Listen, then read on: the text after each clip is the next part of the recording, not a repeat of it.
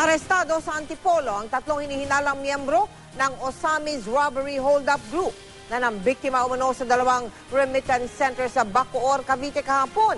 Mula sa Antipolo, nakatutok live si Susan Enriquez. San?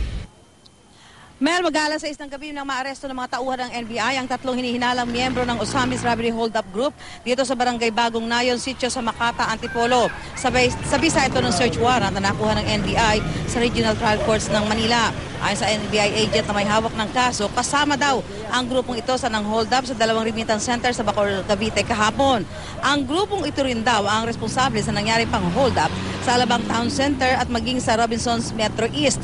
Bukod sa tatlong naaresto, nakakuha rin ng kalibre 38, isang shotgun at isang granada. Pero nakatakas ang 5 ibang kasama ng grupo.